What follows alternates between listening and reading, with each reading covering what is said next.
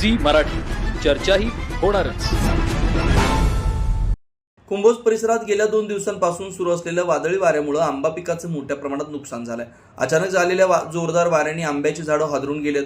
अनेक ठिकाणी कच्चे व पिकलेले आंबे झाडावरून खाली पडलेत. यामुळे आंबा उत्पादक शेतकऱ्यांना मोठा आर्थिक फटका बसलाय. यंदा आंबा हंगामाकडून शेतकऱ्यांना चांगल्या उत्पन्नाची अपेक्षा होती, मात्र या वादळी वाऱ्यामुळे त्या आशांवर पाणी फिरल्याचं चित्र आहे. काही ठिकाणी झाडांच्या फांद्या तुटल्यानं झाडांचं नुकसान झालंय. पुढील हंगामावरही त्याचा परिणाम होण्याची शक्यता आहे. स्थानिक प्रशासनानं नुकसानीचे पंचनामे करून शेतकऱ्यांना तातडीनं मदत द्यावी अशी मागणी शेतकरी वर्गातून होते. कुंभोज प्रतिनिधी विनोद शिंगे.